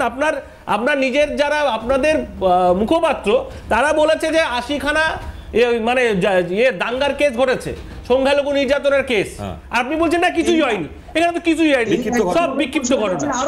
80 জন যদি ফ্যামিলিকে মেরে, আমরা দেখি যে আপনাদের জাতীয় দলের ক্রিকেটার সাকিবুল হাসানকে বাড়িতে মারতে যাচ্ছে। না না, আপনারা আপনার দেশকে আপনারা হচ্ছেন সেই পাকিস্তানের অবৈধ সন্তান। আপনারা এই ধরনের মন্তব্য প্রস্তাব না না, এর থেকে ভালোবাসা বলা যায় না। এত পাকিস্তান প্রীতি হচ্ছে ভারত বাংলাদেশ, আপনারা জানেন না কত হয়েছিল সেই সময়। একটা কথা বলি,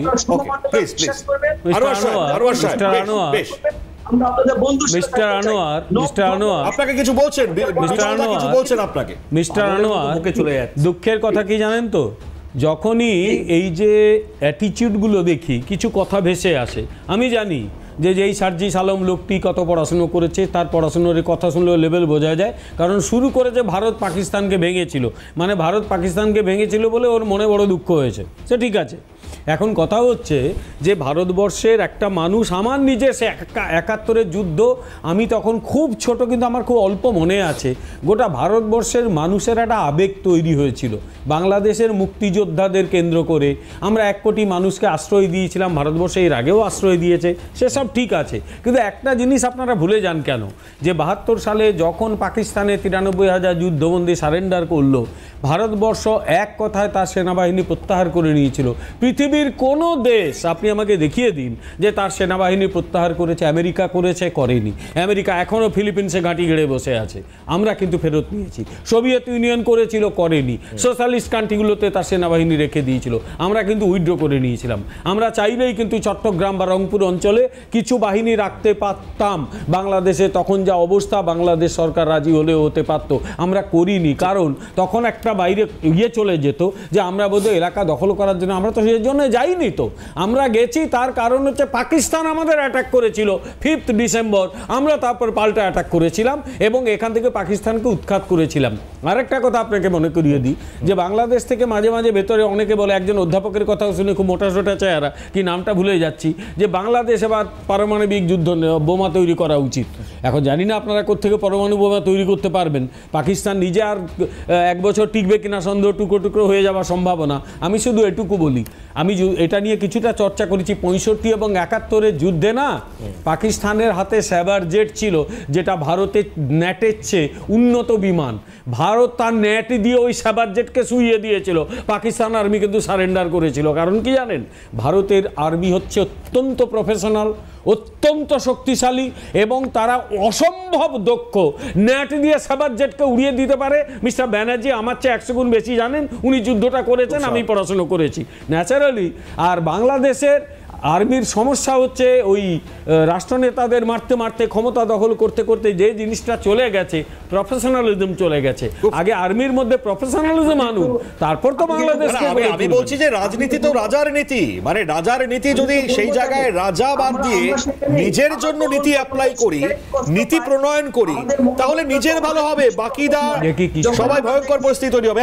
এই পাকিস্তান সেনাবাহিনী ভারতের জগদীশ সিং অরোরার কাছে সারেন্ডার করে, তখনই আমাদের মনে হয় এই যুদ্ধটা ভারত পাকিস্তান হয়েছে, বাংলাদেশ হয়নি। কারণ বাংলাদেশে যদি যুদ্ধ হতো তাহলে বাংলাদেশ সেনাবাহিনী প্রধানের কাছে পাকিস্তান সেনাবাহিনী আত্মসমর্পণ করার কথা ছিল। কিন্তু আপনারা ওই কথাগুলো কেন বলছেন না?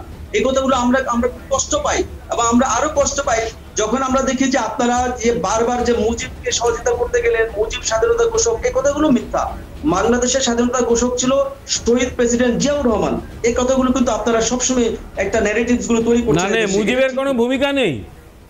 মুজিবের যে ভূমিকা ছিল, মুজিব মুক্তিযুদ্ধের সময় পাকিস্তানে ছিল, পাকিস্তান কারাগারে ছিল। না, মুজিবের নেতৃত্বে তাহলে আপনি বলছেন আন্দোলন হয়নি? তাপস বাবু, ক্যাপ্টেন স্যার, মুজিবকে আমরা শুনে নিন না, ভালো করে শুনে নিন আরেকবার। আপনার থেকে মনে হয় আমি বলছি, শুনুন আনোয়ার সাহেব প্লিজ। ক্যাপ্টেন স্যার বলুন, আপনারাও বাঁচবেন না।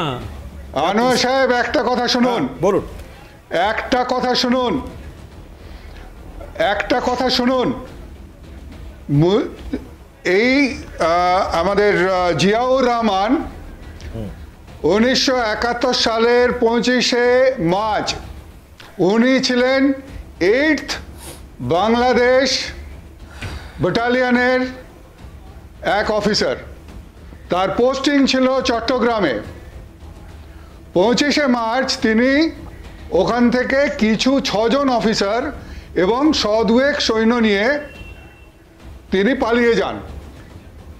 পালিয়ে গিয়ে আত্মগোপন করেন এবং 27 তারিখে উনি চট্টগ্রামে একটা রেডিও স্টেশন দখল করেন। রেডিও স্টেশন দখল করার পরে তিনি একটা স্পিচ দেন, ওই রেডিওতে একটা স্পিচ দেন। তাতে তিনি বলেছিলেন যে বিভিন্ন ক্যান্টনমেন্টে বিভিন্ন জায়গায় তোমরা রিভোল্ট করো, সোলজার্সরা রিভোল্ট করো। তারপরে এই জায়গাটা আবার ওনাকে ছাড়তে বাধ্য হয় ওই মার্চেরই 30 তারিখে। উনি তখন ময়মনসিংহের দিকে আবার পালিয়ে যান। So this was his contribution. আমি কারোর কন্ট্রিবিউশনকে ছোট করছি না, but this was his contribution. এখন যদি বলা হয় যে ওনার কন্ট্রিবিউশন মুজিবুর রহমানের থেকেও বেশি, সেটা কিন্তু মানতে রাজি নই। Mujib was the main person.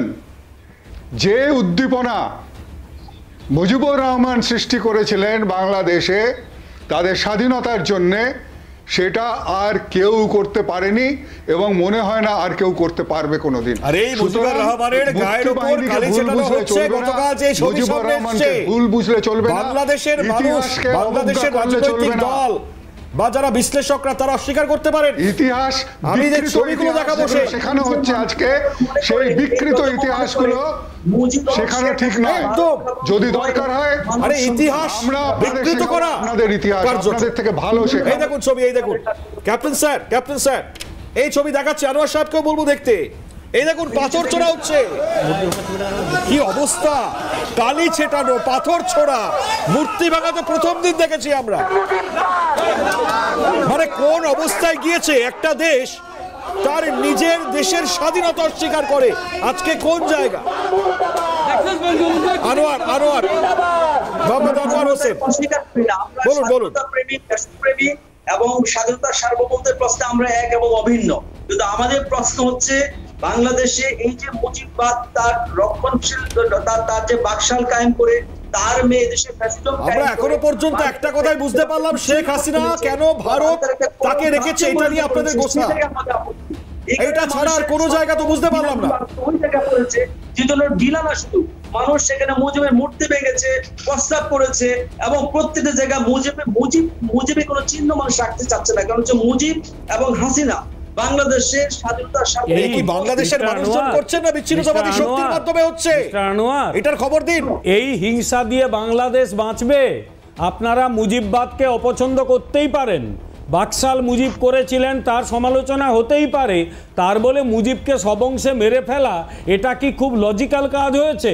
আর জিয়াউর রহমানের আমলে, বিশেষত খালেদা জিয়ার আমলে আপনাকে মনে করিয়ে দিই, 10 লরি ভর্তি অস্ত্র বা নর্থ ইস্টে পাঠানো হচ্ছিল, ধরা পড়েছিল, যাদের মৃত্যুদণ্ড হয়েছিল তাদের ছেড়ে দেওয়া হয়েছে। ভারতের কাছে এই মেসেজগুলো কিন্তু মারাত্মক যাচ্ছে। মনে হচ্ছে যে আমাদের আভ্যন্তরীণ নিরাপত্তা নিয়ে বাংলাদেশ চিন্তিত নয়, কিন্তু আমাদের তো চিন্তিত হতে হবে। এরপর আপনি শুধু বলে দিই আপনাকে, পাকিস্তান একটা নিউক্লিয়ার স্টেট, আমরা বালাকোটে গিয়ে ভেতরে ঢুকে মেরে এসেছি, বাংলাদেশ কিন্তু কোনো শক্তি নয় আমাদের কাছে। না আনোয়ার সাহেব, যার হয়ে আপনি দাঁড়াচ্ছেন, যিনি আপনার দেশের প্রধান উপদেষ্টা, আগে ক্ষমতা থাকলে নির্বাচন করে দেখান, নির্বাচনে জিততে পারে কিনা আগে সেটা দেখুন। এখনো পর্যন্ত দেশের প্রধানমন্ত্রী শেখ হাসিনা আজকে সেই জায়গায় দাঁড়িয়ে একটা নির্বাচন অন্ততপক্ষে করে দেখা, যার ডেট ঘোষণা করতে পারছে না। একটা অন্তর্বর্তী সরকার এত বড় বড় কথা বলেছিল, কোথায় সেই নির্বাচন? ক্ষমতা আছে সেই নির্বাচন করবার, 16 মাসে শেষ করতে পারবেন না। আমাদের সংস্কার দরকার, আমাদের কনস্টিটিউশন সংস্কার দরকার। বিচার বিভাগ ধ্বংস হয়ে গেছে, আমাদের পুলিশ বিভাগ, আইন বিভাগ, লেজিসলেটিভ, রাষ্ট্রের প্রত্যেকটি জায়গায় ঘুরে ধরে গিয়েছে। সেখানে আমরা সংস্কার করব, তারপর নির্বাচন হবে। নাইলে কি হবে, যে একটি দল ফ্যাসিজম কায়েম করছে, নতুন কেউ আসলে ওই ফ্যাসিজমই তৈরি হবে। এজন্য আমরা চাই একটি সম্পূর্ণ সংস্কার। সংবিধান সংস্কার দেখেছি আমরা, 100 জন ক্যাডার যারা হিন্দু ছিলেন সেখানে, 100 বেশি সেই ক্যাডারের সংখ্যা যারা হিন্দু, তাদেরকে বাতিল করা হয়েছে। এটা সংস্কার আপনাদের? হ্যাঁ, এটা সংবিধান সংস্কার। জন হিন্দু বাদ চলে গেল বাংলাদেশ সিভিল সার্ভিস ক্যাডার থেকে। কোনটা এটা? 167 জন মানুষ বাদ চলে গেল বাংলাদেশের সিভিল সার্ভিস ক্যাডারের লিস্ট থেকে। এটাও কি ভুল তথ্য? যারা সেখানকার হিন্দু অধ্যাপক তাদেরকে বাতিল করা হচ্ছে, রেজিগনেশন দেওয়া হচ্ছে জোর জবরদস্তি। এগুলো কি ভুল খবর? তাদেরকে পিক করা হয়েছে শুধুমাত্র তার 14 গোষ্ঠী আওয়ামী লীগ করে কিনা, সেখান থেকে আওয়ামী লীগ করলে চাকরি পাবে না। এটা একটা দেশ, আপনারা কোন দেশ চালাচ্ছেন? আওয়ামী লীগ করলে সরকারি চাকরি পাবে না, সেটা তো মুজিব কন্যা যাই হোক, আমি জানি না যিনি শান্তির বার্তা দেন, আপনার দেশ টিকবে বলে আমার মনে হয় না। দেশের প্রধান অন্তর্বর্তী উপদেষ্টা তার যদি এটা সংস্কার হয় তাহলে তো ভয়ঙ্কর, তাহলে দেশটার সংস্কার হয়ে যাবে পুরো। হয়তো এটাই বলছেন প্রত্যেকে। আসবো।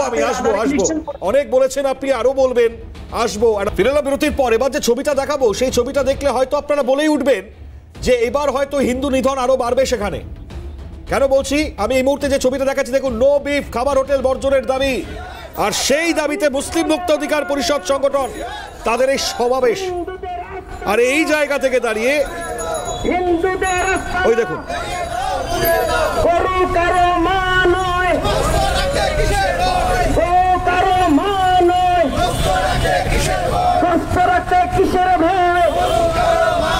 এই হচ্ছে বাংলাদেশ, নতুন বাংলাদেশ যার স্বপ্ন দেখছেন আপনারা।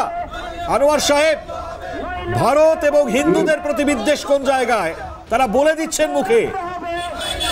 কি খাবে সেটাও ঠিক করে দিতে হবে। আর এতে তাহলে পরে যে হিন্দুদের উপর অত্যাচারের কথা আপনি যেটা এড়িয়ে যাচ্ছেন বারবার, তাহলে তো আরো বেড়ে যাবে। বলুন ছোট্ট করে। মুসলমান, গরু আমাদের জন্য হালাল খাবার।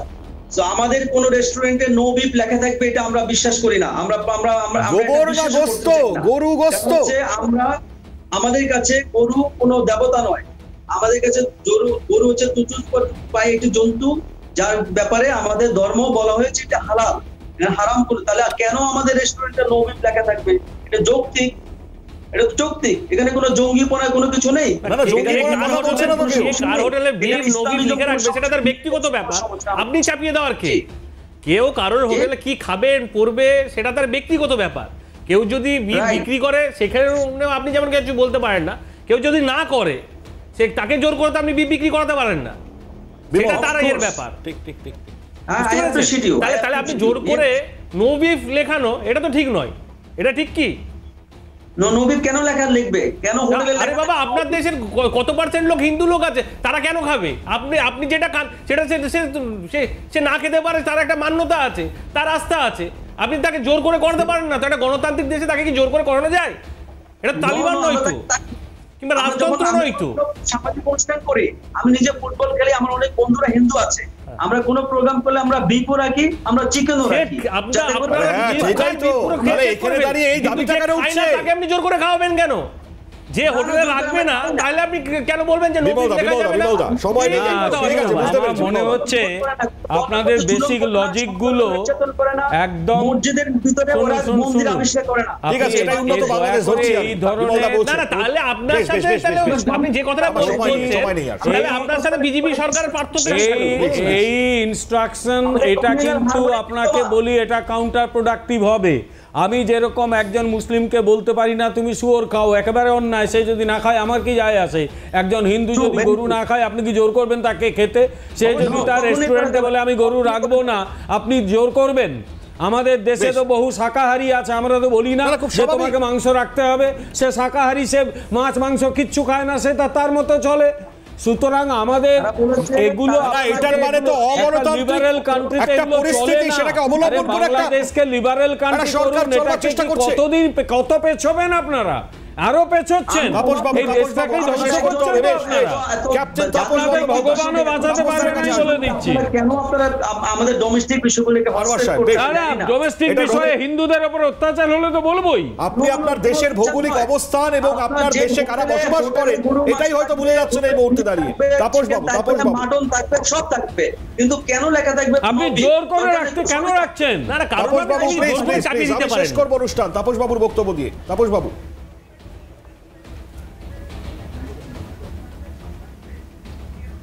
না আমি সবার শেষে একটাই কথা বলতে চাই যে এই যে এনারা বুঝতে পারছেন না আজকে বাংলাদেশে যারা মানে ভারত বিদ্বেষী কথাবার্তা বলছেন, যে মোহাম্মদ ইউনুসকে ওনার সঙ্গে বিল ক্লিন্টনের সম্পর্ক 2006 থেকে, এবং উনি যখন বাংলাদেশে ব্যাংক তৈরি করেছিলেন গ্রামীণ ব্যাংক, সেই গ্রামীণ ব্যাংক খোঁজ নিলে দেখা যাবে প্রচুর টাকা এসেছিল ইউএস থেকে, তারা এই বাংলাদেশে গ্রামীণ ব্যাংকে ইনভেস্ট করেছিল। এবং তারপরে এই যে আমেরিকান ডিপ স্টেট, যার মধ্যে বাইডেন আছে, ক্লিন্টন আছে, সরোস আছে, এরাই পেছন থেকে খেলছে থ্রু আইএসআই। ইউনুস হচ্ছে পন।